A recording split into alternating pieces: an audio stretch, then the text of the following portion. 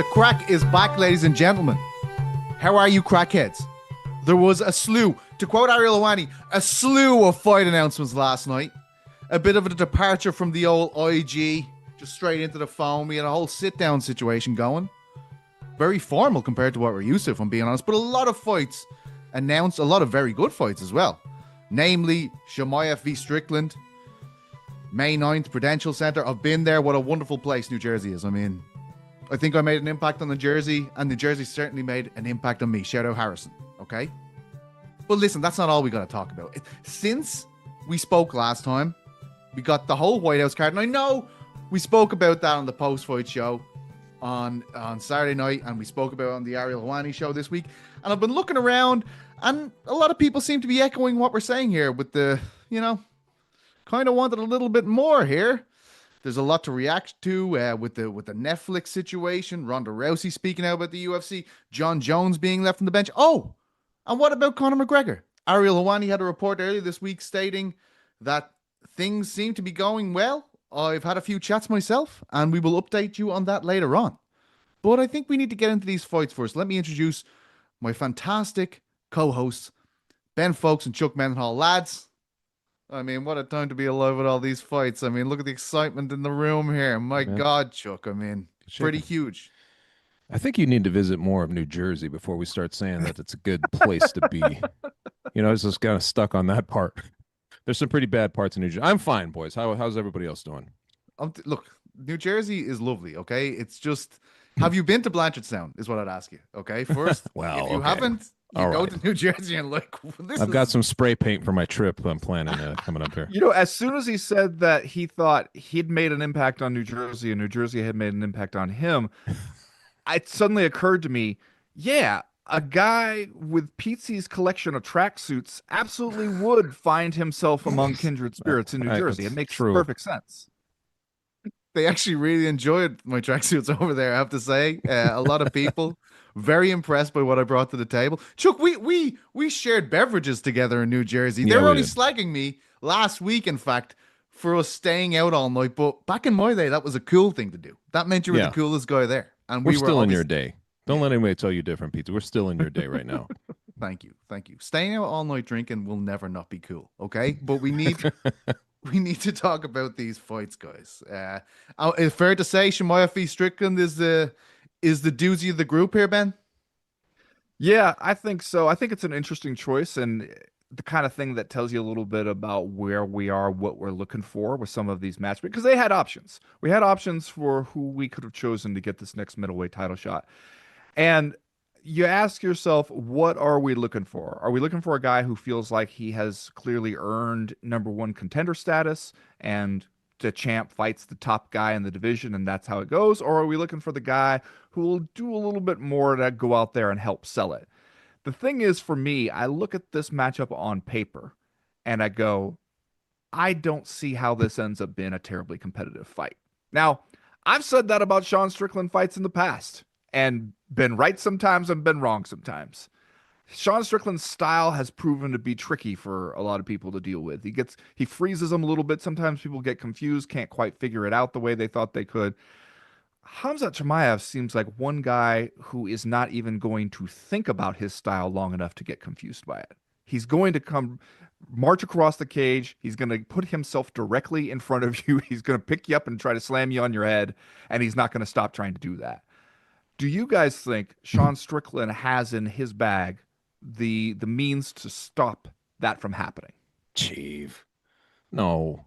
One of the problems is that Sean Strickland, he's a little bit like volatile too in terms of like what version you get of him. And it's funny, man, when you look, I think Ariel pointed this out when he was talking about it, but you look at his trajectory and it's like, get into a title fight, lose, get back into a title fight, lose. You know what I mean? Like, it's like he kind of is following this pattern. And to go back to your original thing, it's a little surprising only in that sense, because when he went into that Fluffy Hernandez fight, I think that from my perspective anyway, Fluffy was the only one kind of playing for in my mind at the time going in, was probably the only guy fighting for a title shot there. But then you see Strickland at his very best. And so this is when he does this, and then you think about that Israel Adesanya fight, right? Like when he does this, it opens up the imagination of, oh, okay, wait a minute, maybe this guy can compete, against anybody. Maybe he's better than we understand. You talk to like his coach Eric Nixick, and he'll tell you like he's very hard to hit. Like, and you look the numbers kind of back it up, and you go through this whole process. But the problem is what you're talking about, Ben, is none of that matters against a guy like Chimaev, right? What he wants to do has nothing to do with standing and trying to find your chin. He's going to be in on your hips in the first few seconds of this fight, and probably if he gets you to the mat, that a pattern has established. And I think as good as the fight looks in terms of attractiveness and of the options, it lacks it in competitive balance. Like like the thing that you're mentioning is kind of rampant right now. A lot of the matchups of the key players, the big champion names and stuff like that, they're going against guys they should beat, and this has kind of been going the themes for this year so far. And this one, as sexy as it looks off of Strickland's win, kind of has that same vibe to me. But no, I do not like Strickland's chances in this fight. Very hard to freeze a Chimaev double leg, you'd imagine, the most explosive takedown in the UFC at the moment. It's a good card. Volkov v Cortez Acosta in the co-main. I don't really feel that co-main vibe off that, but Brady v Buckley there, that is a quality fight. Blachowicz v Guskov 2, King Green v Jeremy Stevens, and Atiba Gauthier v Ozzy Diaz. Ooh, yeah. Yeah, very, very good. A bunch of fights, as I mentioned, guys. Charles R. Jourdain against Kyler Phillips, April 18th. Co-main in Winnipeg. Aljamain Sterling v Yusuf Zalal, April 25th. The main event at the Meta Apex, your favorite, Ben. Benil Dariush, Quillan Salkill on May 2nd in Perth. I'm reading these from Aaron Bronstetter, I should say. He did a great job of just lining them all up there for me. Arnold Allen. It's a good fight. Yeah, this is a really good fight against Costa on May 16th at the Meta Apex. May 30th it's in a good Macau, venue. China. Sonya Donovan Davis. We've gotten a good look at it by this point. Yeah, what about this though, right? I know we're speaking with the Apex, so this is a good time to bring this up.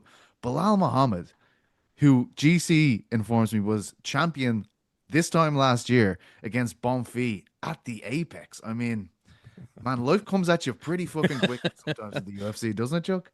It always felt like poor Bilal was kind of cut out for them Meta Apex in a weird way. Like he never got over in the big sense as a champion. So I do feel bad for guys like that though. Like there should just be something in their contracts that says, after you become a champion, you will not appear at the Meta Apex, right? Yeah. Do you need to start putting a no Apex clause in your contracts the same way hockey players have a no trade clause or something? Yeah. It does seem like when you say life comes at you fast, it comes at some people fast in the UFC. Other people, they get to keep turning up in interim title fights over and over again, things like that. And the opportunities for redemption in big spots in front of big audiences are kind of endless, and just doesn't seem like the UFC was ever willing to give Bilal that opportunity. They seemed like they begrudgingly were like, fine, here's your title shot. Oh crap, we can't believe you won it. Now what? And then when he lost it, they were like, okay, well, we're not letting that happen again. That is so true, man. That is so true. They never wanted to be in the Bilal business. And there are certain guys, like you think about Imavov, for instance, like him getting looked over for this title fight coming up. And that's part of it, right? Like you're like, well, if Imavov goes in there and wins, now we're going to have like this champion who nobody's talking about really. I mean, they would start to talk about him, but you know what I'm saying? Like he's just not the same marketable type of fighter, and it seems like they're trying to avoid that type of thing this year. It really does. Yeah, I mean, I wonder how it feels to be Imavov today. 5-fight win streak, looking the part, has that big moment in Paris, and it's like, nope. We kind of had a feeling though, right? As soon as the Strickland fought the way he did, the kind of writing was on the wall. But also, like, does it, in your minds, right? Like, we do a lot of this MMA math, and like we try to come up with it. The fact that Strickland beat Imavov, even though it wasn't at 185, does that factor into this? I mean, to me, that was kind of like, okay, it made a little more sense, and that given that they'd already fought and Strickland's the victory. But what did you guys think of that? I think it was long enough ago that it doesn't really matter that much anymore. And especially with the pace of UFC events, how many people remember that they fought without being told? I don't think that necessarily dictates the matchmaking. The thing I was wondering about, And this is not on PC's outline, I don't think, or if it is, maybe it's Well, way later, and I'm going to There's a script, Ben. I need you to stick to it here. I skimmed the script. I look it over. It comes in pretty early in the morning for me. I glance at the script. I go, all right. I've allowed space for more free form conversation. All right. I Oh, want okay. to tell you that. Like, think about that now. Every time you get the list, notice the lack of bullet points compared to other weeks. That's to explore the conversational space. Some leeway. I don't know. I was looking for the part where it's anecdotes from the lads, and I didn't see an entry Funny there for that anecdotes. one. That's where the pressure Yeah, not was. just any anecdotes. They have to be hilarious. Okay. Go ahead. The thing I was wondering is we make these big, like just dump of announcements, right? Yes. Less than a week after we announced the White House event, and I was wondering about the timing of that. Is this a thing where we were kind of booking the White House event sort of right up to the deadline, which is what it sounded like when we hear Yes. these descriptions from people who are involved in different negotiations. It sounds like it was a school project we left until the last minute, and then we were looking around and going, "Mom, do we have any poster board? It's due tomorrow." And so we kind of got everything together at the last minute. And was it we were putting off announcing some of these other fights because we don't know what we'll need? If the wrong people are saying no to us for the White House thing, we can't get those deals done. We might have to reach for some of these other fighters or some of these other fights in order to plug some gaps in the White House thing. Or did we really quickly, after the underwhelming response to the White House card announcement, go, we should make people move on. We should announce a whole bunch of other fights, flood the zone with fight announcements, force all these MMA websites to write some new headlines that say stuff like, here's all these fights booked, so that we can sort of throw a little bit of a wet towel over the conversation about people not being blown away by the White House lineup. Sounds like wag the dog a little bit here. We're trying to take attention off of something, and I'm saying the Trump administration and the Dana White administration have learned things from each other back and forth, I think. Well, it's so true. If that was the objective, to quell the distaste and disdain for the UFC White House card, has it worked, Chuck? Like, were you seeing all these announcements last night and going, well, they did it again?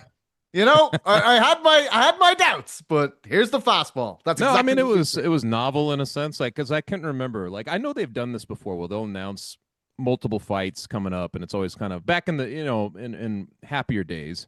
It was always kind of like, oh wow, there's so much to digest. This time it did feel more like a dump, even though they set it up a little different with this being and talking it over, but it felt like an information dump. And what I worry about on stuff like that, and I'm not trying to just be critical because I was fine with it, but it's, how do you give any one thing the shine it's supposed to get when it's just all of it at once, right? Like, so they could have maybe stretched that out a little bit, but at the same time, I do think that Ben's onto something. I think that they're like, hey, man, it's time for us to show up in force, and here we are, boom, boom, boom, boom, boom. You can think about all these things, and to an effect, that is still how the MMA space works. You could see everybody kind of pivot, and go look at the websites today, and you'll see a lot about these announcements, right? So it worked, to an extent. I mean, I don't think that it has the same, pull that it used to when they would announce fights like this. There's still like some baseline understanding of what's going on in the broader scape, but I do think it certainly diverted attention enough towards them again, right? It also made you wonder, right? Because there had been such a long period without many fight announcements. We were going, hey, what are we doing this year? What's the plan? Where are the title fights? All this stuff, and it felt like for a while that we sort of put that conversation on the back burner because we were going, well, maybe they're saving a whole bunch of good ones for the White House event. And then when we saw the lineup, we kind of went, that could be just sort of any other UFC event. It'd be a good UFC event, but that could be any other numbered event. So where's the rest of the fights that we were told you were holding back? And so then you put this big dump out there afterwards, and it kind of seems like, oh, there they are. They're scattered across all these other events coming up. I will say that you guys tell me what you think. Like a lot of this feels like the torch passing type of matchmaking. Like a lot of it has got like, a guy who's been around a long time, who's been used to fighting in the top 5 space of whatever division, and yet now he's facing a guy that you hadn't contemplated because that guy's been coming up. You know what I mean? Like Arnold Allen's fight, right, with Costa. Like that's one of those examples of a guy who's been up there. Aljo's fight.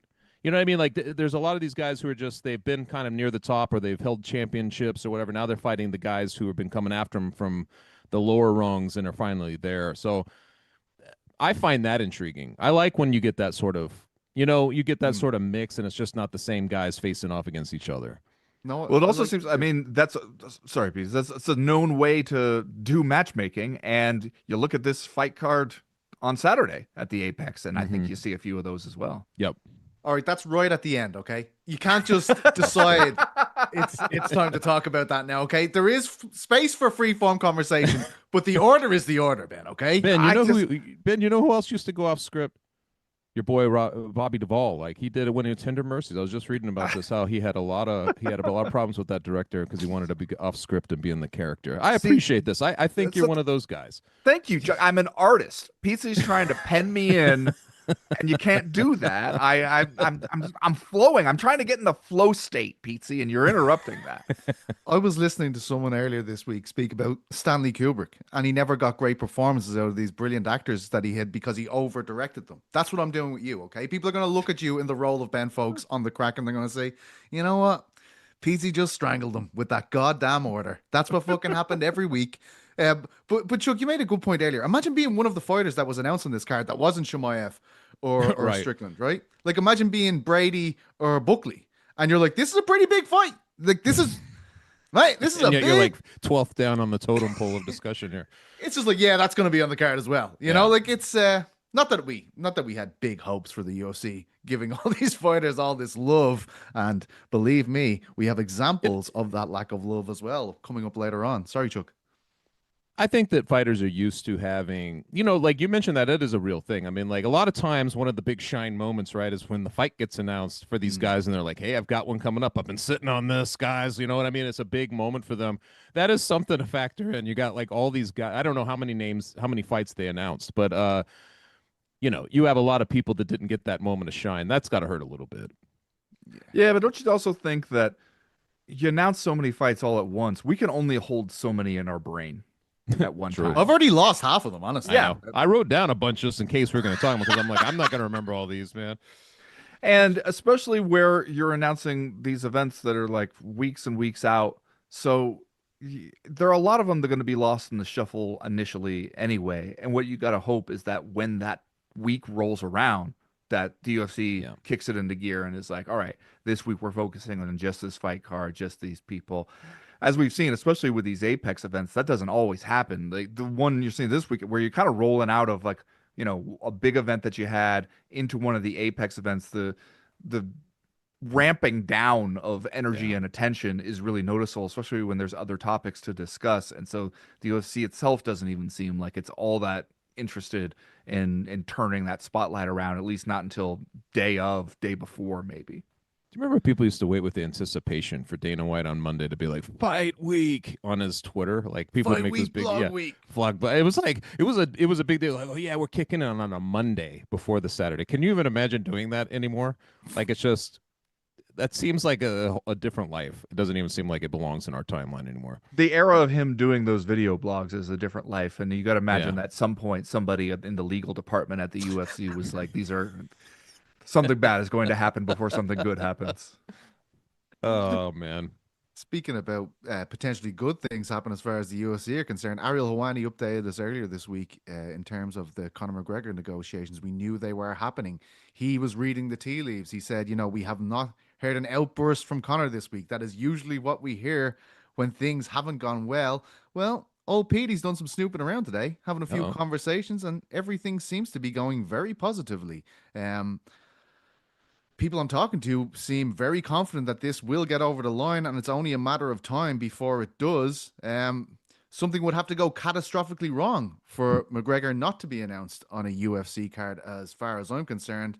And that will be music to UFC's ears, because it has not been a great week, as you two guys have been pointing out in your articles on Uncrowned, because this week we had a bit of a press conference. We had a bit of Ronda Rousey. We had John Jones, all of that stuff. Let's kick it off with a bit of Ronda here, spitting some game at us about how it is to be a UFC fighter. It used to be that UFC was the best place that you could come in combat sports to to make a living and be paid fairly. And now it's no longer, it's one of the worst places to go. It's why so many of their top athletes are leaving to go and find pay elsewhere. It's why their champions like Valentina are selling pictures of their titties on OnlyFans. You know, like these people are, a lot of them at the ground level, they can't support their families. They're living poverty level, fighting full time. And this company just got $7.7 billion.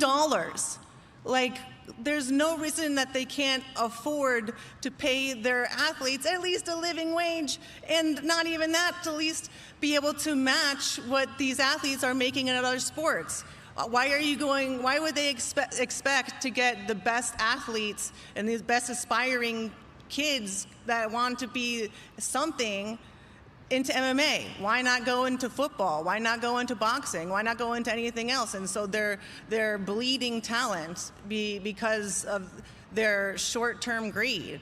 They're thinking about the next quarter. They're thinking about the shareholders, and they're not thinking about their responsibility to be, stewards of the future of the sport.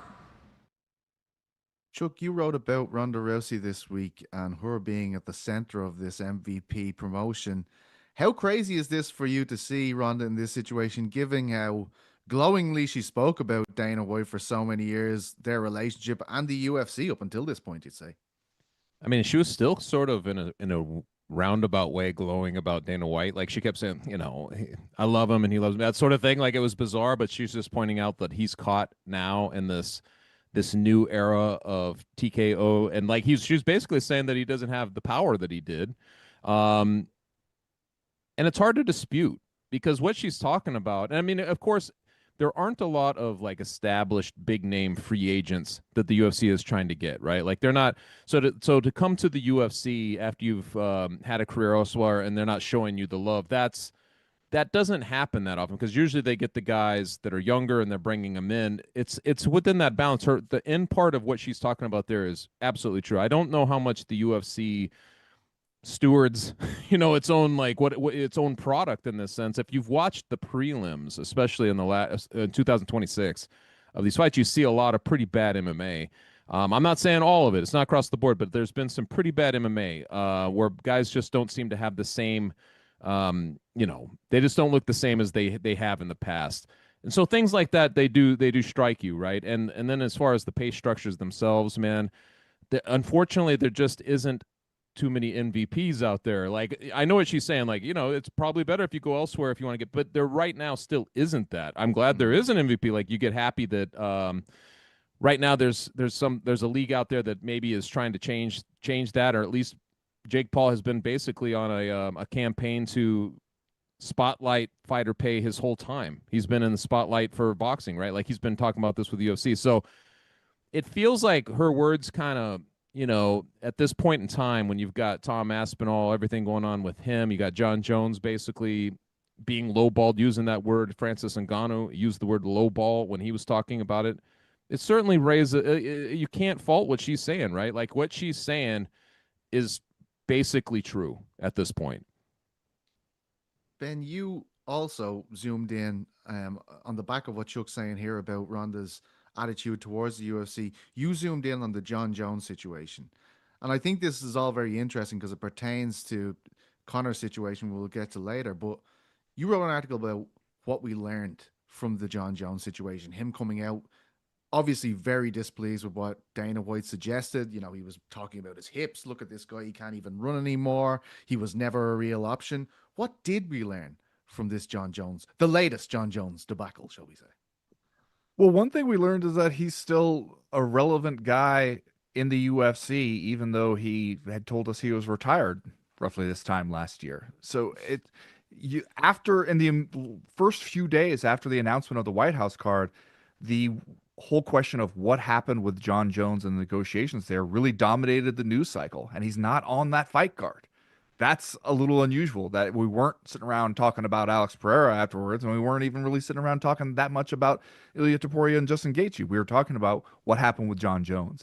And especially, I think the UFC does not help things with Dana White giving these sort of conflicting answers about it, where he's saying John Jones was never going to be on that card. I told you guys. And then they're saying, well, are you saying that you guys didn't negotiate with John Jones? Because he's saying you did. And he said, I never said we didn't negotiate with him.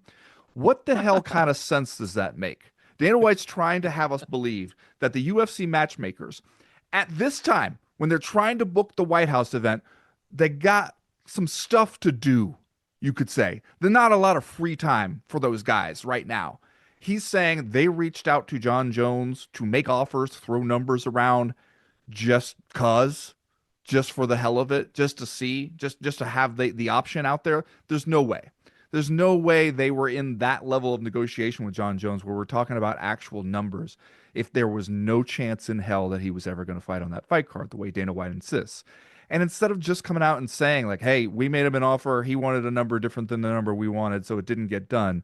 It's like an ego thing where Dana White can't just be like, hey, we tried to make that deal, couldn't make that deal. He has to be like, no, I said no and I meant it. And that's the end of the conversation. Clearly, it wasn't the end of the conversation. And then for him to pivot from that and try to add on a different explanation. Well, his hips are bad. The guy can't fight. You heard him. You saw him try to play flag football. Look over here. Look at this hand. Look at this hand. Can't cover a post route. How can the guy possibly hope to compete in the UFC if he needs over the top help and can't cover as a corner out there on an island on his own?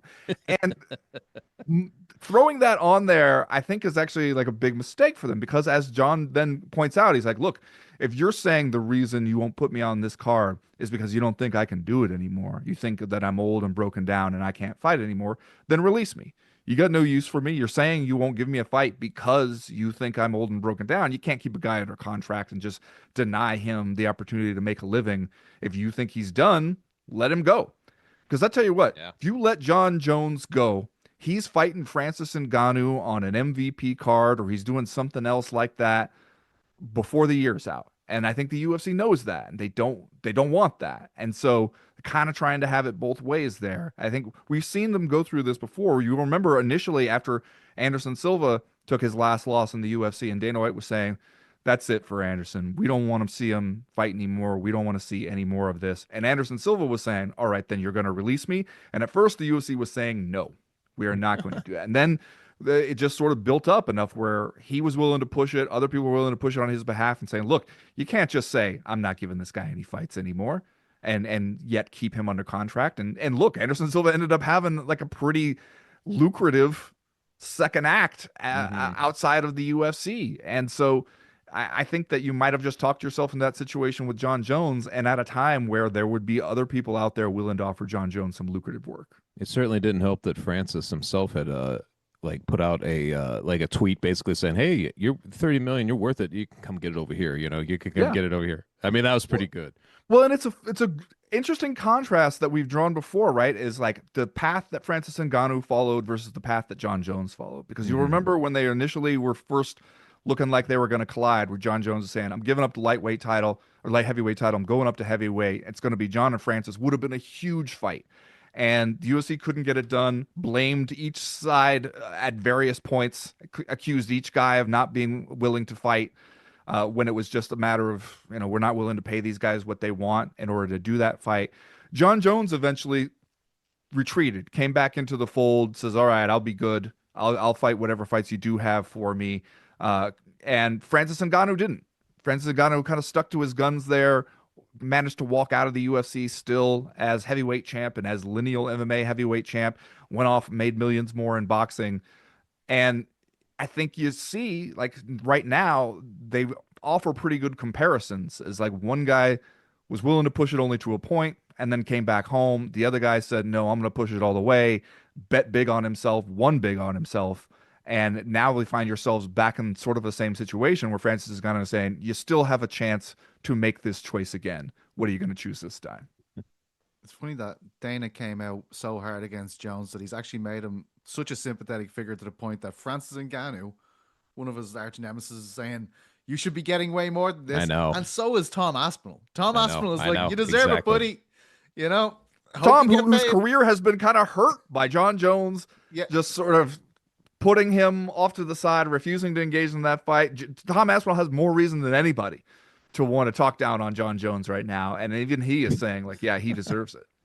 It's just all glaring after Dana White for that whole year was on this campaign of like John Jones, you guys are crazy, arguing with reporters. Not like when it was an Apex events, and he's arguing with reporters that you're saying that he's not the best pound for pound going. You're crazy. You remember this? The whole thing. Yeah. He goes through this whole thing just to defend basically the matchmaking with Miocic, which nobody wanted, right?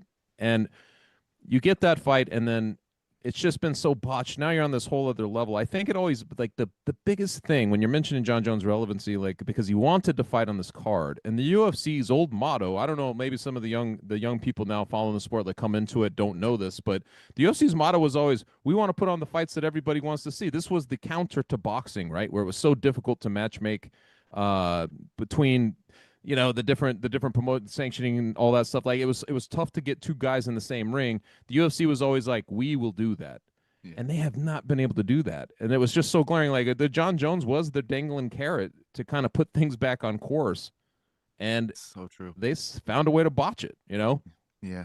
It's really interesting. And I've done this in a roundabout way because I wanted to get through Ronda's comments, through John Jones's comments, and we touched on Ngannou's comments there as well. Because it feels like, as we said, Ariel had reported earlier in this week that he thought things were going well. I was speaking to people today, and I heard that the McGregor negotiations going very well, and they would be very positive. They think that something is on the verge of happening. They said something catastrophic would have to happen for it not to get over the line at this stage. So with all that said, with the Ronda situation, with the Francis situation, Ben, do you think that's incentivized UFC at all to make this happen based on the reaction to Ronda obviously being on this big Netflix show, and then Jones? There's been a big outpouring of emotion regarding whether he should have been on the White House card. Do you think that's gave them a push to make the McGregor fight happen? Absolutely. And I think it should, because right now what you want to do is book a big fight that feels like a big splash and gets everybody talking about it and excited about it, especially because one of the criticisms recently has been that the UFC does not have stars. And who do you have that's anywhere close to a star right now? I would argue Alex Pereira and Ilia Topuria are right up there. You just booked them both for the White House card and had everybody going, this is less than what we expected. Where John Jones all the build up. Yeah. Just because it's one thing to have stars, but you also got to have interesting fights for those stars. And there's magnitudes of stars. And so to come out of that, where you just sort of took the two closest things you had, you put them on the same fight card, and it still didn't make a big pop for you, you do have a lot of incentive, especially with the MVP stuff happening, where you want to remind people, hey, we're still the 800-pound gorilla in this industry. A Conor McGregor fight feels like the most realistic option that you have that would accomplish that. And it also makes sense to me. I agree with what Ariel's been saying for a while, that it makes sense. You have Conor McGregor. They don't want to spend him on a fight card where they're not going to be able to sell tickets. Yeah. They're not going to be able to sell out an arena with it, because you will.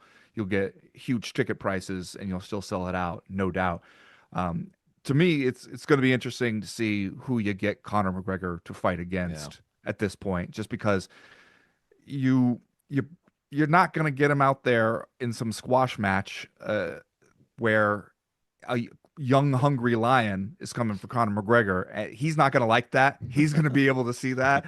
You got to give him somebody who has some kind of a name, right? But you also, if you're trying to pick winnable fights for Conor McGregor at this point, I don't know if there's a ton of options to choose from, just because he's been out of the game so long. We don't know if his body can even stand up to a full training camp at this point. I'll be really, really interested to see who we end up with. Might be Nate, right? But listen, before that, Can you imagine?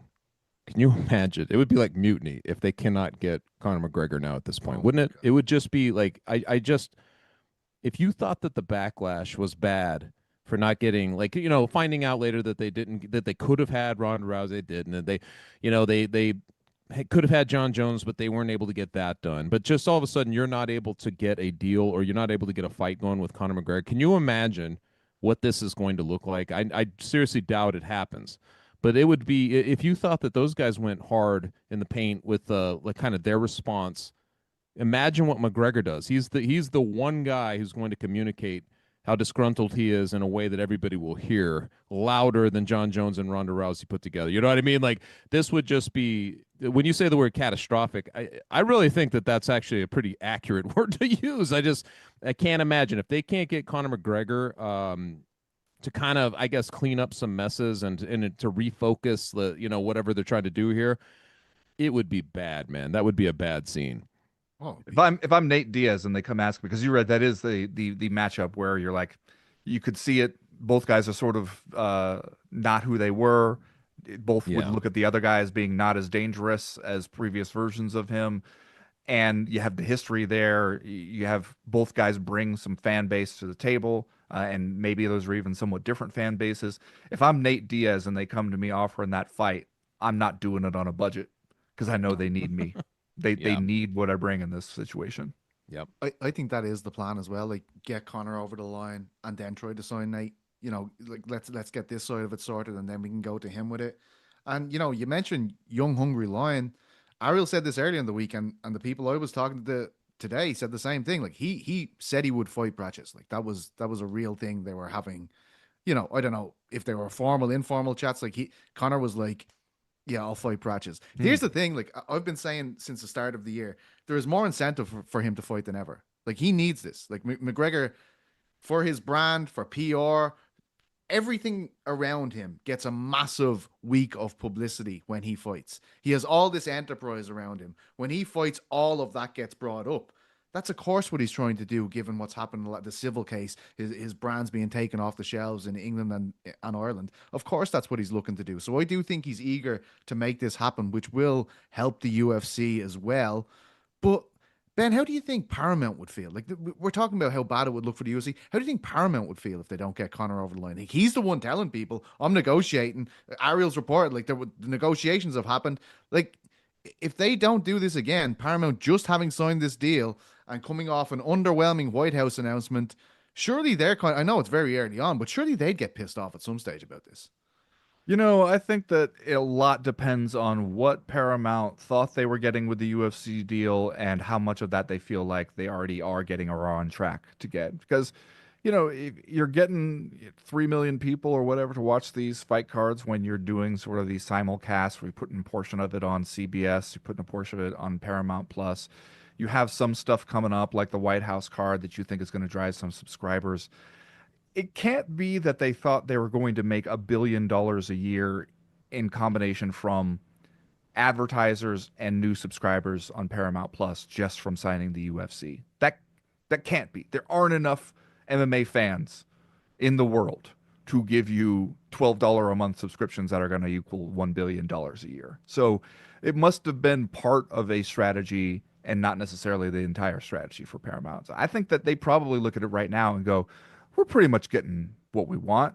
You know, we've moved in the direction that we were hoping to go with that signing. I still think you probably overpaid and maybe they're okay with overpaying.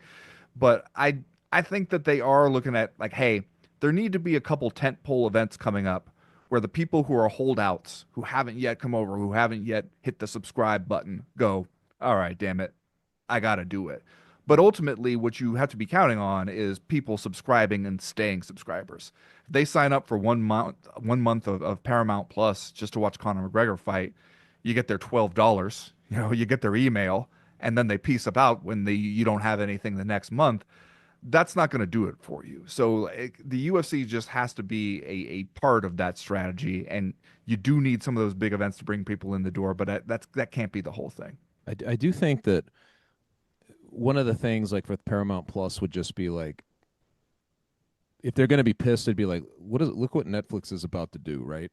It'd be like, we're going against, that's what they're looking at too. Like, they're also looking at how are we going against our normal, these streaming services that are competition or that you're trying to catch. And I think that, Netflix coming in and having something that could actually pale some of the numbers the UFC is doing, that would piss them off. I think if you're looking at, just kind of like head to head, like you're going to look at something and would be like, where's our event that's like this? Where is it? Is it the White House? And I know the White House will draw, like you're mentioning, it always comes down to subscribers, but it's going to be those subscribers all come into like the night of the event. How many people are tuning in? Are we going to be able to put out a press release and say like these are unprecedented numbers that we just did? And I feel like that's probably where their concern is. You know that there had to have been a little bit of a confidence that if anybody was putting on MMA events and through any streaming service, it's going to be the UFC that was going to be kicking ass this year.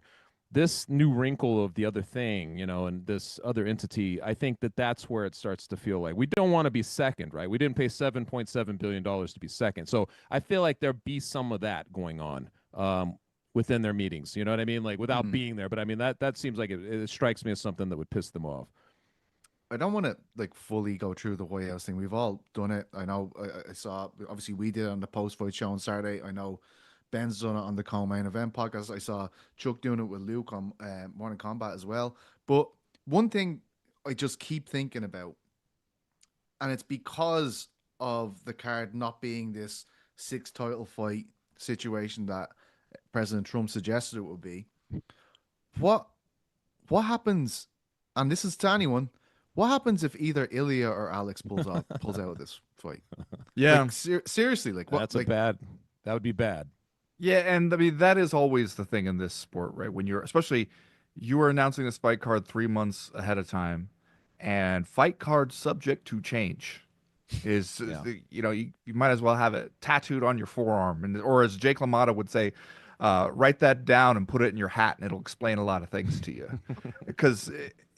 We've how many times we've seen it? And that used to be the strategy. I remember when we got a look at a lot of the investor documents for the UFC after the initial sale, when they were sort of pitching this to other potential buyers to want to buy in and get a piece of the UFC. And part of the investor deck explained, hey, we did have some problems with the UFC at a point where we were losing a lot of fights due to injuries and late card changes, and it was hurting pay-per-view revenue. But we figured that out. And one of the ways we figured it out was by paying backups on retainer to stay ready. I wonder to what extent we're doing that for this, because you can't have a situation where you lose one or both of the stars that you have on this thing, and that can always happen once you go in that gym. I imagine you're probably telling those guys, hey, if you agree to this one, we do need you to show up. So be careful in training. Don't do anything stupid, because signing on the dotted line here means something. But at the same time, you go in there to training, you break your hand, you break your foot, something like that. These guys have a lot to lose. If you go out there, you fight hurt to do a solid for the UFC, and you lose, there's not going to be a ton of sympathy coming back.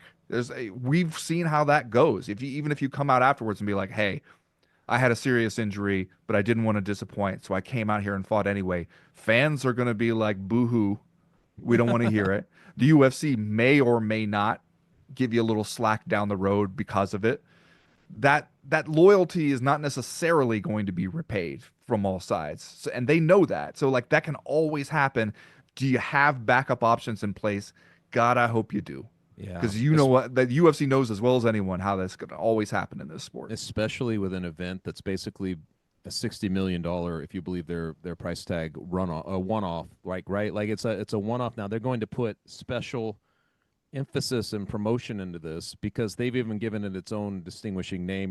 Freedom 250 and all this stuff.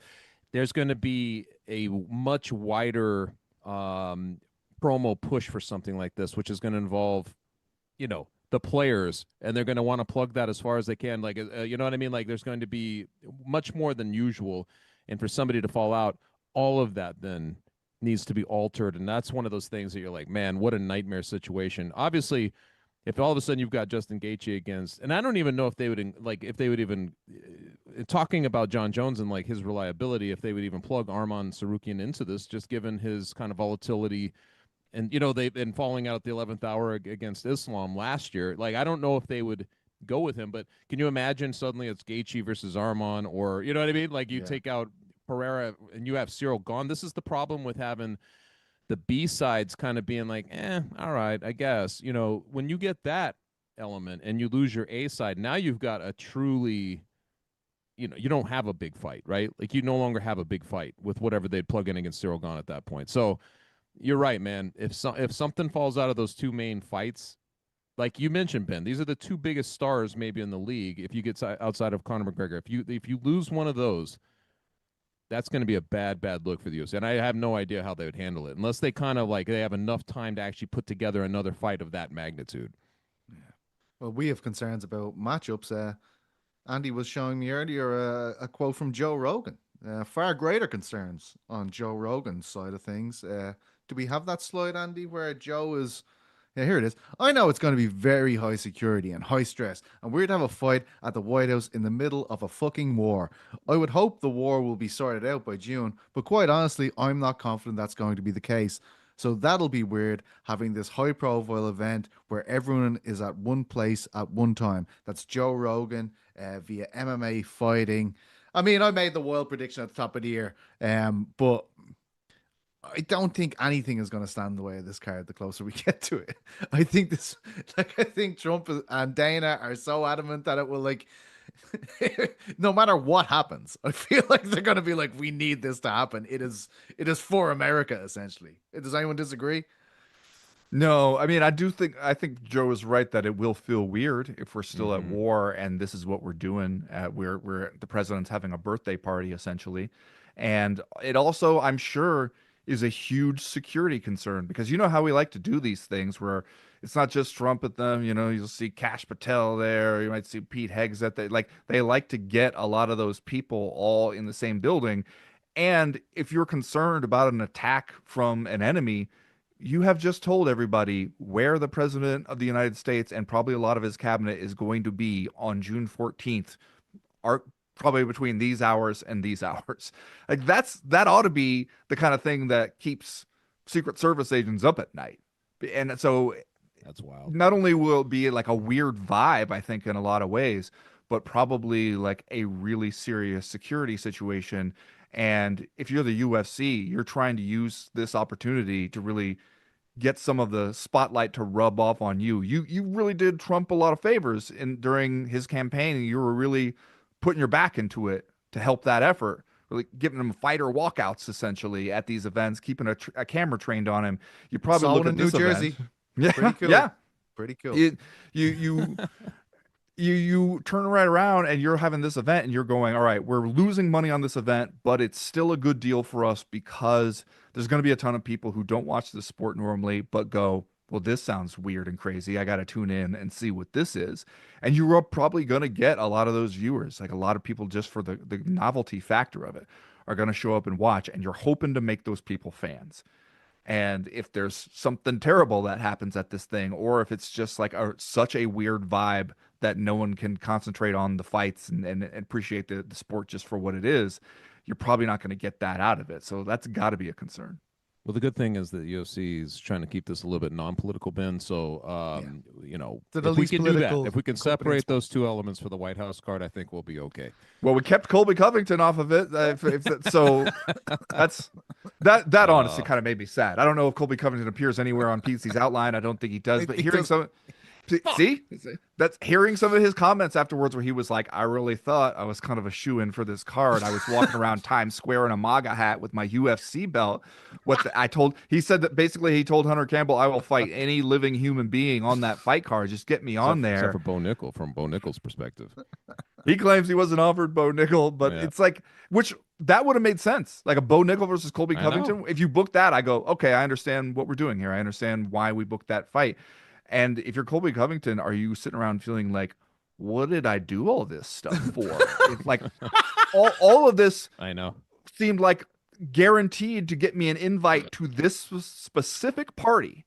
And I get left off the guest list. They're telling me, hey, maybe you can be one of the 85,000 people who gets a free ticket to watch it across the street. Like I'd be crushed. Sure, if I were him, and it kind of sounds like he somewhere. is. Colby, yeah. I don't see your name. No. How do you spell it? Like, I mean, this is the way they're treating him is like, hey, sure, we'll get you over there. You walk out the back door to where the car is supposed to be waiting, and then you just hear the door close and lock behind you, and you go, oh, I'm just standing in an alley alone.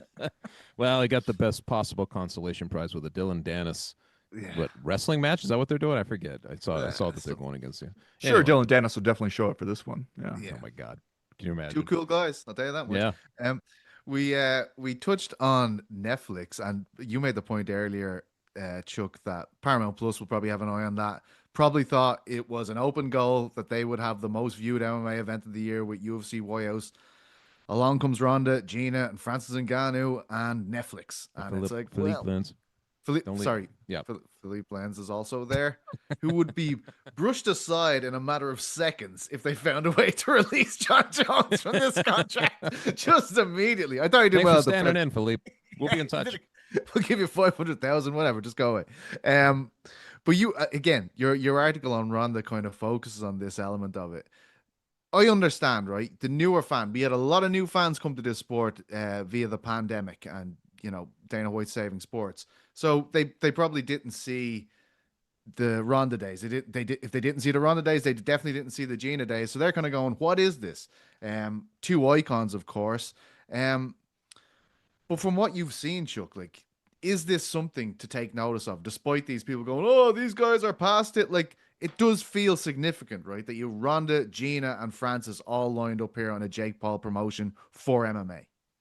Yeah, and kind of aligned in like this. I said it was like 'tis the season to air your grievances with the UFC, because that's literally, it wasn't even. I would say it was, that press conference was more directed at the UFC than it was for MVP, right? It was like everybody was just talking about the need for this kind of thing, and the kind of nonsense that other fighters are dealing in, and hey, come on over here, that type of thing. It felt significant. And of course, like we've mentioned this before, we were talking about this. I really don't believe that Jake Paul's trying to form some kind of fight league, but I do believe that he's interested in putting on these tentpole type things, right? Like you put on one big event per quarter, or whatever it ends up being. And maybe this is in MMA, and that in itself, when you're going against a competition where somebody paid $7.7 billion for your services to run 40 some events a year, but yet you have 3 or 4 big events that have the ability to almost drown those out. I mean, that seems significant. This is a different kind of competition than the UFC has ever had. And really, I can't remember a time where the biggest names have such an opposition to the UFC, where they're being so vocal. Now, of course, Ronda and her advanced age, and Gina, of course, they haven't fought in a decade each. They're at such a remove that you can kind of be like, oh, well, whatever they wanted to. But Francis isn't that far removed. And then you get John Jones, which was kind of a subtextual kind of like thing going on within this, is John Jones's situation.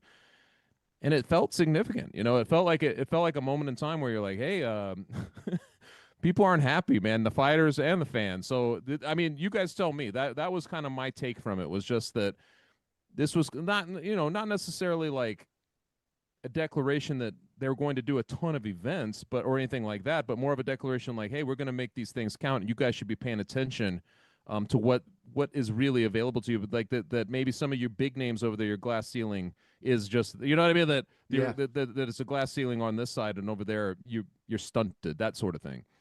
Yeah, no, I agree. And one of the people obviously you mentioned, Francis Ngannou, the lineal heavyweight champion of the world.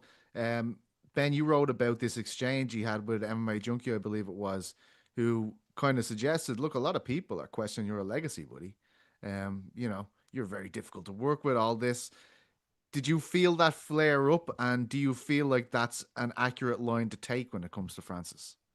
I think it's a fair question to ask him, to ask what he thinks of it. When I wrote about it, and I wanted to get some perspective, especially of other fighters who are retired, because I think that we sometimes forget your legacy can look one way at whatever point in your career that we happen to be in right now, but it doesn't mean that it will look that way later when you've been retired for 5 or 10 years. And that's when legacy really, to the extent that it matters, that's when it matters, is when you're done fighting and when the wet concrete has kind of solidified.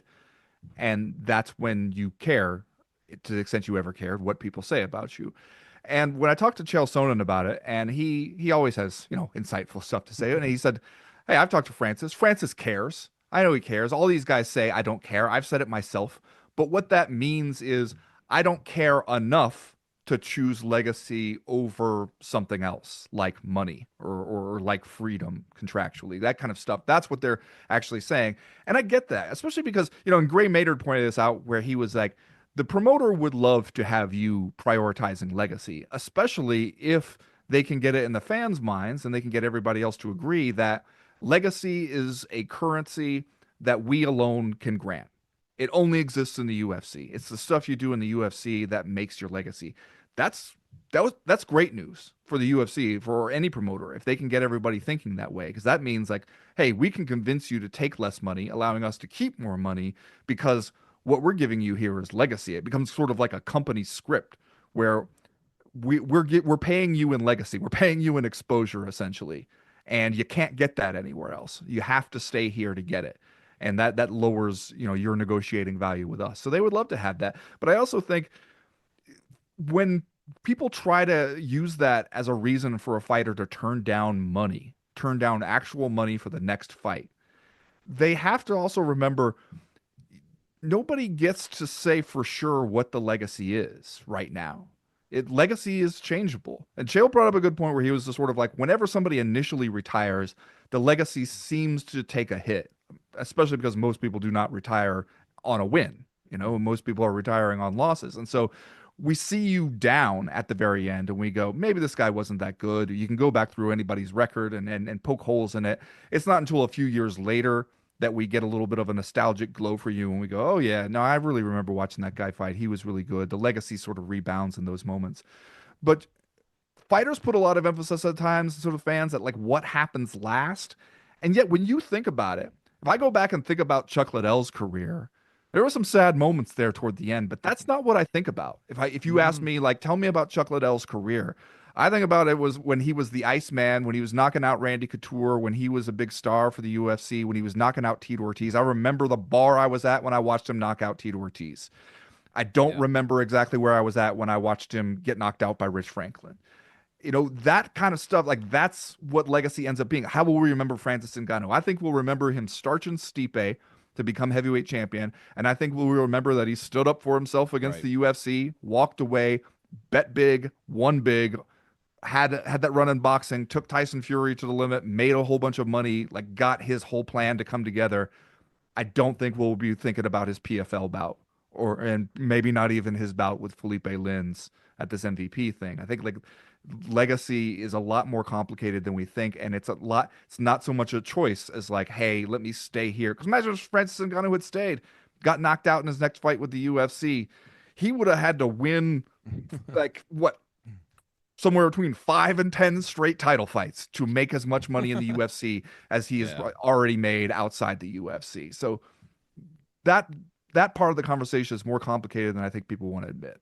Yeah, the legacy thing in fighting especially is, but it always boils down to what are you remembered for? Like, I mean, like everybody wants to like, well, so what are you remembered for? Everybody's, everybody in their lives is going against the void. Like, I just don't want to be forgotten. Like once I'm gone, I'll be forgotten. What legacy is what people tend to, what do they remember about you? And you're right with the Francis Ngannou thing as it's still unfolding, and obviously like he's still doing something. He had a crazy backstory, and I mean that still plays into it, right? Like, just here's this guy who made a life for himself and kind of succeeded at every level and went against the UFC in a weird way. That's legacy enough. It's outside of the bounds of just being a UFC fighter, right? But it's like it's a larger legacy in that sense.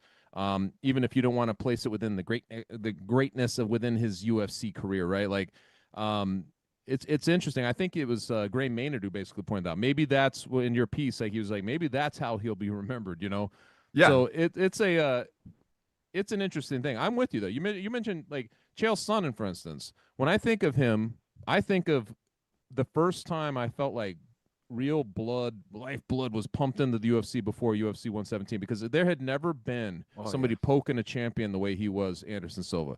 To me, that was like one of the craziest and most fun moments in all of UFC history. It was watching him, this wrestler who's coming for him. You believed him at some point, like he's going to go in there. He's not going to fight Anderson Silva. He's going to beat Anderson. So, he's telling you these things and you're like, okay, this is crazy. Nobody's talked about Anderson Silva. He's been nothing but revered, So, like, he kind of put the playbook out there on how to handle yourself when you're building a fight, how to create hype, how to dress mediocrity up. And, like, I'm not trying to badmouth him because he wasn't the greatest record in the UFC, but, like, how to dress mediocrity up for, like, to look really great, He did that stuff. He showed the blueprint. So, like, you look at him as a key figure in the UFC. And to me, like, that's kind of the legacy, you know, Yeah. like what you did.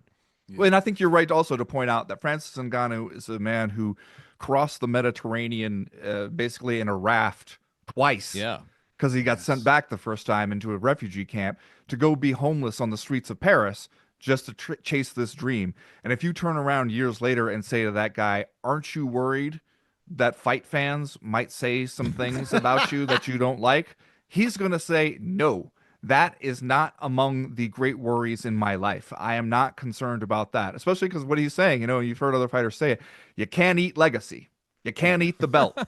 You know, the money that he's gotten and that he's going to continue to get outside the UFC, the freedom that he's going to get to choose what he wants to do, the ability that he has to like turn around and use that money to do things for his family or his community or whatever, that I'm sure ranks way higher for him than where fight fans rank you when they're having these Batman versus Superman type conversations 10 years from now. And I will say that he doesn't even look at the prices on menus anymore.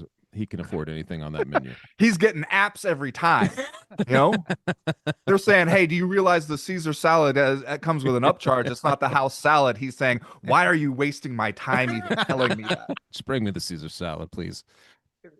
As you guys are talking, I'm just thinking like legacies in terms of like, think about someone like Jake LaMotta and all of the things that were in the press about him before Raging Bull comes out. And then you synthesize his life into these astronomical moments, these fights. We're not talking about throwing fights but to potentially get title fights down the line, all this kind of stuff.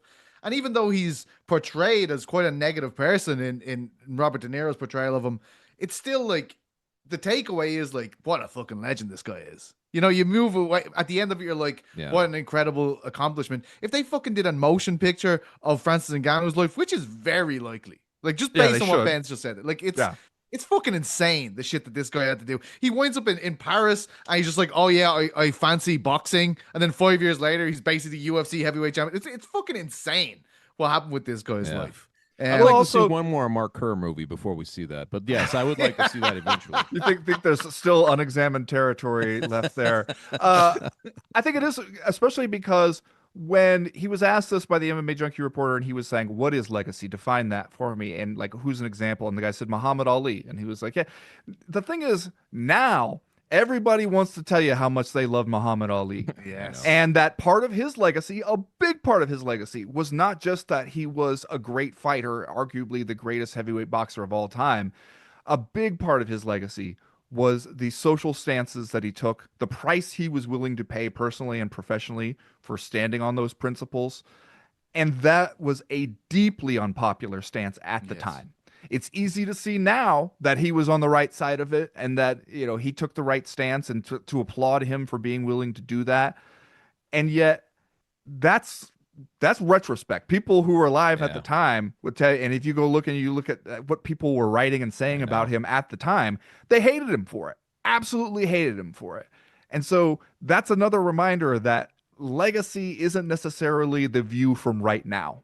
Yes. Legacy includes a lot of other stuff, and it's going to be a conversation that happens down the road.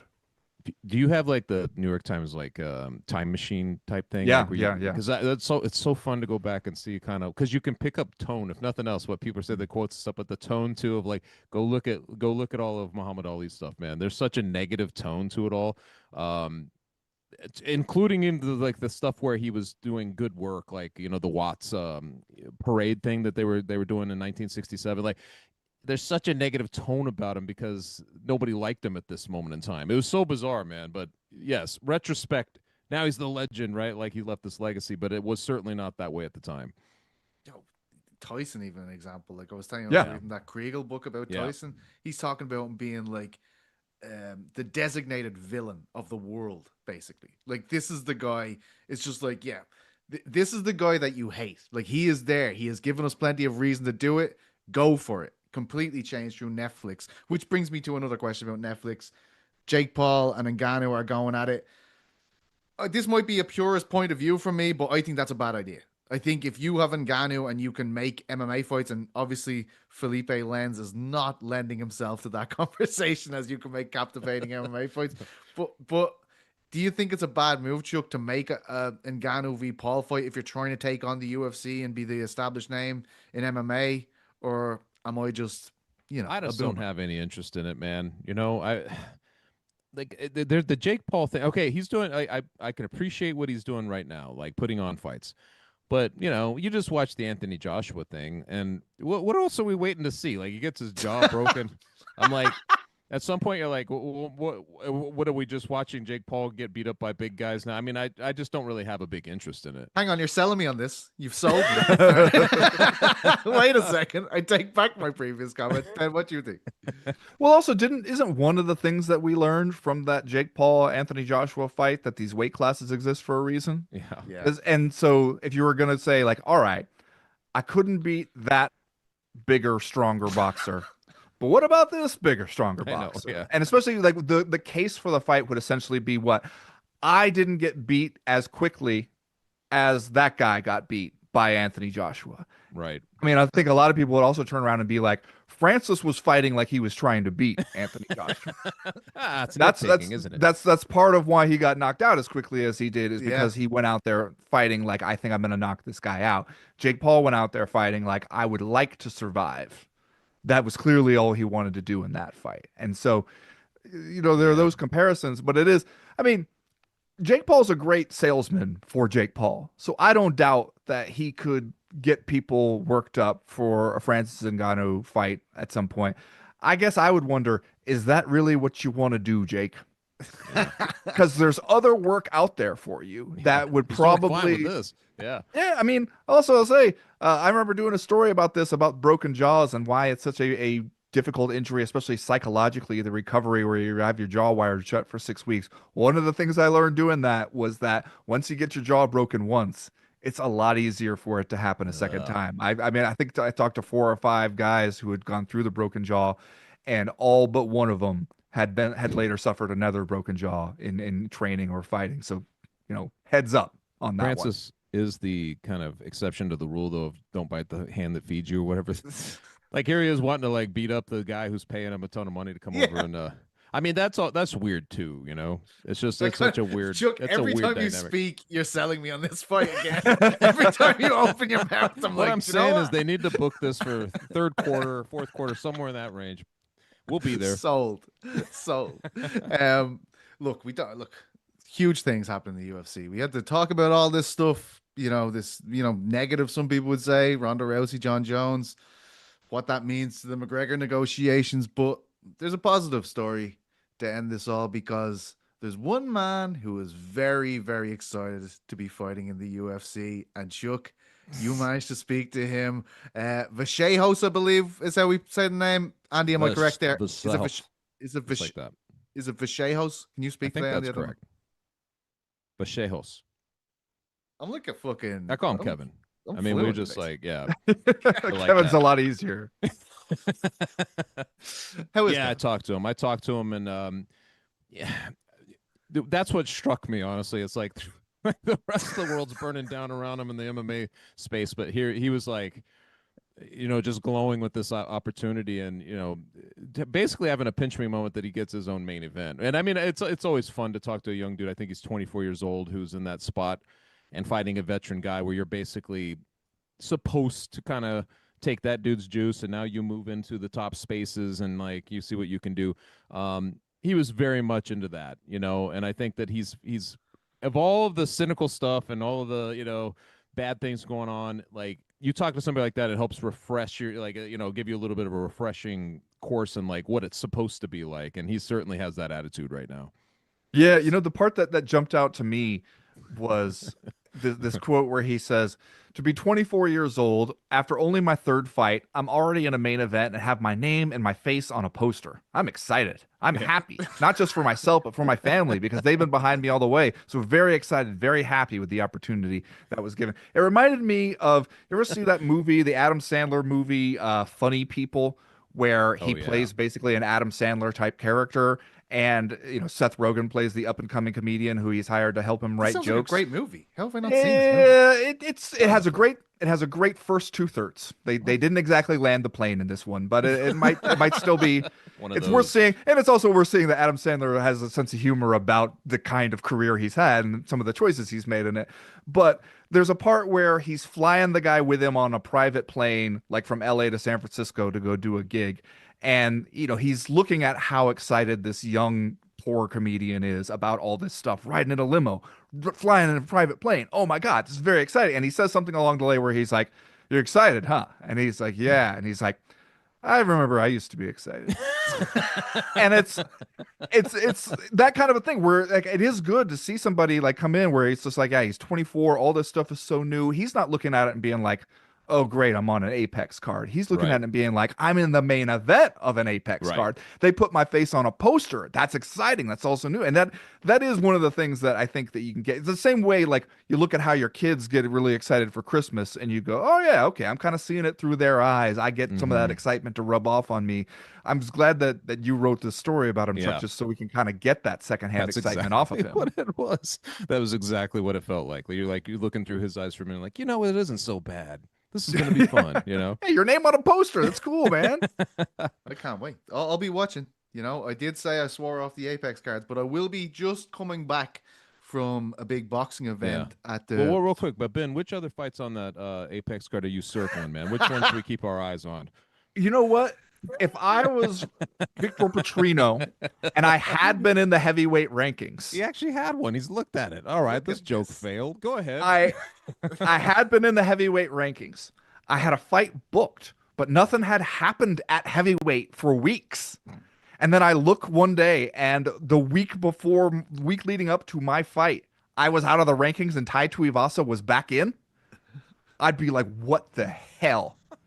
What are you guys doing over there? Oh, Let me my go in Lord. there and take somebody's head off and remind you that I should be in the rankings and not Tai Tuivasa, who hasn't won a fight since, Biden administration almost."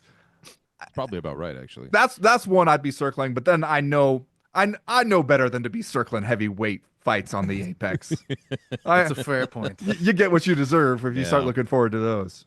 It's an educated take, to be fair. The heavyweight. I'm sorry, at Pete. You were Apex. talking about your event. Where are you going? Oh yeah, shit, yeah. I'm going to. There's a big boxing event on in 3 Arena this weekend. Jazza Dickens v Anto Kakachi for the World Super Featherweight title, I believe. It's interesting for a number of reasons because, pro boxing in Ireland, like in Dublin, in the Republic, pretty much stopped around 2016 when there was a shooting at the Regency Hotel. A weigh-in, David Byrne died. It was actually an attempted assassination of Daniel Kinahan.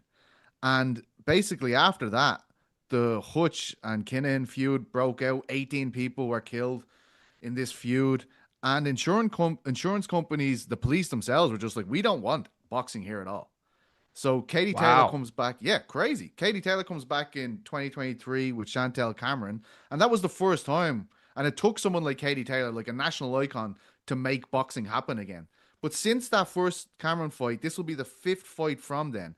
And really, like, if you were looking at this card as a boxing fan, a lot of names aren't going to be jumping out to you, but that speaks to the appetite that's here now all of a sudden.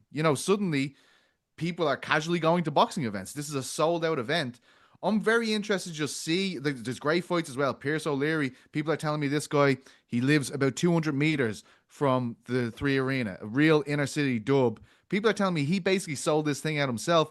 Obviously, a title fight as well against Maxie Hughes, a big knockout artist. A lot of people very excited.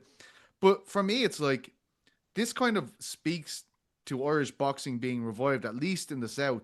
Belfast's always been a big boxing city, but in Dublin itself, in the south of Ireland, this is a huge deal. And basically, I'm going there to get a kind of finger on the pulse of what boxing people are saying, are feeling about this, because it could all help towards this natural climax that could happen at Croke Park that Eddie Hearn is telling us. Okay, see, going to this happen is at Croke this is Park. what I was going to say. When you were telling me there's boxing happening at 3 Arena, I was going, "Oh yeah, not at Croke Park, the mythical Croke Park."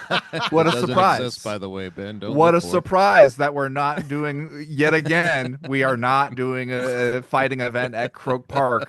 For those of you who don't know, Ben doesn't think Croke Park exists. Goddamn Narnia, it might as well be. I've been hearing about it for so many years. We're always just about to book a big fight at Craic Park, and no, it never happens. Since the days of Mike Strucker. 2026, boys. It's the year. It's coming home. Boxing is coming home. Yeah, I mean, we covered it all, boys. Once again, we fucking nailed it. We smashed the shit out of this show. Crackheads, I mean, what a pleasure. I was just about to go. There it is. He was getting his sign off kind of. I was going. I think he was you were gonna remember, I think. I wasn't. Thank you, Andy. All right, well then good. You had that coming then. What have we got? Has the lack of a Raven cost Imavov? There it is. Ben, folks, that is there it is. Yeah. There it is. Exactly. Imagine how much more attractive a number one contender prospect he would be if we all knew Nasruddin Imavov as the guy who goes around with a mysterious raven on his shoulder and refuses to explain it. Wait. This wasn't just pulled out. Did you talk about this somewhere? I've mentioned this before on the CME. Right. I don't know if I've ever mentioned it on the Craic. My God. I was like, that's really. Then I was like, no way. We're just aligning visions. This was a suggestion. This is a suggestion we made to Nasruddin Imavov because we realized the situation he was in. He's winning all these fights, right? He's clearly very good. He seems to disappear completely from our imaginations in between fights. Like nobody really talks about him until he has a fight booked, or until there's a situation like this where you're going, why didn't he get this fight booked? Imagine how much you could change that if you just you had a pet raven. It rode around on your shoulder. You refuse to explain anything about it, but you're also never without the raven. Every once in a while, you'll be at press conferences or something. People ask you a question. You turn your ear. The raven appears to be whispering something in your ear. You nod, and then you answer the question. But we never find out what is happening between you and this raven. When it's fight time, you walk down to the cage with the raven perched on your shoulder. You get to the Harley Davidson prep point or whatever we're calling it now. You're shaking hands, you're checking your mouthpiece, getting the Vaseline on. Just before you step into the cage, you and the raven make eye contact. The raven flies up off your shoulder into the darkness of the rafters of the arena where it presumably stays. Everybody in the crowd is going, is that raven up there somewhere right now? Like, do we need to worry about that raven? Maybe in between rounds, you come back, you sit down on the stool, the raven flies back down, perches on the top of the cage. You're just kind of looking at it, and you seem to be communicating with the raven, flies back up into the darkness. If you were that guy, if you were the raven guy, Nasruddin Imavov, we'd remember who you are. You know what I'm saying? Hey, dude, we would all know the raven guy. This is brilliant. I took notes. I'm gonna fucking suggest this stuff to him. Tell me you wouldn't want to see Nasruddin the Raven Imavov against Khamzat Chimaev. I love it. You're so like, much. because especially the question we're always asking the Khamzat, right? Is who at middleweight could possibly stand up to this guy's pace and pressure? Who has the game plan to stop him? Doesn't seem like it's going to be Sean Strickland. I think he opened as like a 4-1 underdog in this fight, like most people would against Khamzat. But if we got in a situation where we're all asking ourselves, but has Khamzat ever faced an opponent who had a mysterious relationship with a possibly supernatural raven before? No, we don't know how his game would match up with that. It's a great unknown. I am sold. Whoever asked that question just got the best part of. They just got the best segment out of this. I had no idea about the raven, but dude, that is brilliant. Short answer: yes, he would have a title shot if he had a raven. Yeah, quite clear. He would have already had a title shot. Yeah. A couple of them. He'd be the champion. Yeah. Happy St. Patrick's Day, Petesy. Much love from Boston. Beantown. Boston. Tell you who knows a thing or two about Boston. Big time Ben folks. Eating up all those Cool Ranch Doritos. Yeah. I had a great time in Boston. This guy. It's harder than you think it is. I'm telling you. Try it. You try to point to that football helmet over your shoulder. See if you don't mix it up. I don't even want to try. One of the things that I really appreciate, I want to know, Chuck, you mentioned, I think maybe last week or the week before, what Francis Ngannou made per second to fight in the PFL. Yeah. I want to know at this point in his career, how much is Alexander Ovechkin making per stride out on the ice? Oh my God. Because he doesn't log a ton of ice time. He's mainly out there on the power play. He'll play the entire power play. He's out there every once in a while, but his shifts are not super long. And I've never seen somebody do it. You've seen somebody do like an unk walk, an unk run. He does an unk skate, and he's just completely not concerned. He's really efficient with his energy out there. He's not skating one single stride more than he has to. I would love to know what he's making and what That's it works funny, out to. man. Every time he does this with his legs, I wonder how much he's getting paid. How the because hell it's did you gotta get be those pretty seats, good. man? That's what I was wondering. Did you see his seats, Pete? Yeah, ridiculous. I'll tell you ridiculous. the other best part about it was getting to see the Boston Bruins goalie Jeremy Swayman and his very intricate, very OCD routine. Every time there's a stoppage in Oh, we play saw and he that gets to too, come yeah. over to the Yeah. bench, he has it like we got to watch it enough times where you could be like, okay, now he's gonna get a water bottle. He's gonna do one squirt in Yeah. his mouth and one squirt on the ice. He's gonna scan the crowd. He's gonna tighten his glove. He's gonna switch water bottles. The best part is that at the very end of it, pulls his helmet back on, leans up, says something to the backup goaltender, who says something to him that makes him smile and laugh and relax a little bit as he skates back off. And I'm wondering, does the backup goaltender think this is a part of his job duties? This is what he does to help the club. Is I gotta have something funny to say to Swayman every time he comes over here. Dude, the goalies are cut different, man. Like Yes. I've Yes, known they are. some, and They're like they drummers, all right? have their superstitions, and they all adhere to them completely. Like it's a nutty lot over there, man. Yeah. I mean, I don't think you understand how big of a compliment it is for Chuck Mindenhall to be complimenting your tickets. You ever see this fucking guy at games? I mean, for fuck's sake. I mean, you those were nice seats, got really nice seats. Yeah, that's Yeah. right. I'm always Yeah. in the nosebleeds, guys. If you just want to, and he introduce wore me. like Washington gear. This is a guy who goes to rabble rouse. He's not there for He's a hockey. fighter. I was You in, know, I was in my he wants to Ovechkin fight. shirt. A woman asked to take a picture of it, so I'm not afraid. Fair play. I've been to the TD Garden. I saw the Celtics play the Chicago Bulls in 2015. So It's a good game. just saying. Right all Did the you, way did up you there. buy yourself a $14 beer or whatever they are? Because I tell you, what I dropped on just a few soda pops at this game. I'm used to this, man. It's like it's everywhere now. Pizza, you I didn't for- go to the TD Garden to see your boy McGregor fight? Oh yeah, I was there too. I was in way better seats. I was right there. Weird. I would have Yeah. thought they'd have something like that at Craic Park. Yeah, Ah, no, fuck you. Man. it's as fictional as the Raven right about now. Won't have any slant. Okay, Croke Park's a big deal. I'm gonna bring Connor Burks there so he can say, "Yeah, I did see it. It's a real place." Connor going over? Yeah, he's going over in the first week of April. Hope he likes drinking. That's all I'm gonna say. I don't know. Any think more so. super I don't chats think there? so. Ernie? Love Uh-oh. the show, gentlemen. I have a semi personal question. What non-sports books? Sorry, I have a semi. How did you fuck that up? It's a book question too, and you can't read it. Let me go back. I'm sorry. I was like, what a time to pause. Love the show, gentlemen. I have a semi-personal question. What non-sports book have you most recommended Jeez. to your friends? Ooh. God, depends, You don't want to man. get me I was started. gonna say Because I mean- I won't stop. I'll say this though, one of the books that I recommend to people a lot and have given as a gift to people a lot is The Sisters Brothers by Patrick DeWitt, yeah, which I read is that. a really very good but also somehow very hilarious novels about a pair of brothers who are hired gunslingers in the Old West, and Oh, it is wow. as fun as that sounds. So that was a good one, man. That was a good one. yeah, You know I another have one? Something exactly like This that. is also Ben Folks' favorite, and he recommended it to me. It's this one right here. Do you remember? Oh this one? yeah, I That's a good love one. that book. Yeah. What Absolutely. I don't know if that one is for everybody Nah, I in know. the MMA adjacent audience. I just got a that's lot of books on my desk. And I was like, I know Ben mentioned this one before. Department of Speculation by Jenny Awful. Jenny Yep. Awful is really great. It's one of those books though where you pick it up and for the first 40 or so pages you're going, what are we doing I here? know. Yeah. I don't know, but it is Very great. unique. Very unique. It's good though.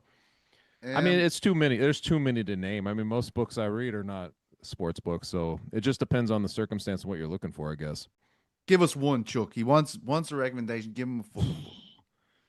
Anything by Bernard Malamud. I think that he's like one of those writers. I feel like he has no duds. Like every book, The Natural. I mean, I guess that is sport. It's about a sports, but like The Magic Barrel's very good. Like any of his, they're all very good. I would also say you kind of can't go wrong with Anthony Doerr, who wrote All the Light We Cannot See, the rare one where you go, I don't want to read another World War II novel, but this one is different than any World War II novel you read, and it's amazing. And even though he's one of those guys where he can write a 500-page book that doesn't feel like a 500-page book because each chapter is 2 or 3 pages, and his more recent one, Cloud Cuckoo Land, also really great. Yeah. I'd recommend anything by Evan Welch. He's my favorite writer, and one of the best things I ever did was my friend Sans gave me a copy of Trainspotting when I was still in school, when I was 13 or so. And the way it's written, completely colloquial, spelled out in Scottish patter, unbelievable. And he releases books in that series to this day. I mean, he might take a few books off, but he comes back to it. I love all of his stuff. Nothing. I've never loved an author like I do him. So anything by him would be my recommendation. I love Evan Welsh. Yeah, I love it. We need more of those questions. That's fun. Love you guys. Thanks for the show every week. Thank you, Tom Tanaka, I believe your name was. Went too quickly. Thank you, Andy. Well, lads, another beautiful day spent in your company. Chuck off gallivanting next week. So, Ben, you can't let me down. Imagine it's just me going with the list. This is like, the White House card. Me not being there's like losing to Poria or something like that. It's not that big of a deal, but it hurts. You know what I mean? Losing me is like losing Dawkins. You know what I mean? Nobody's gonna. Kyle Dawkins is on the card. What? Yeah, what the fuck? So Ben, I don't know if you guys have seen his response on social media. He's playing it right though. He is. He's nailing it. He's absolutely killing it. He's funny. Andy, thank you so much. Ben, thank you so much. Chuck, thank you so much. Oscar, thank you so much. Thank you, crackheads. Enjoy the weekend. Enjoy the fights. We'll be back next week. Not Chuck, but the rest of us will. We'll see you then. Love you.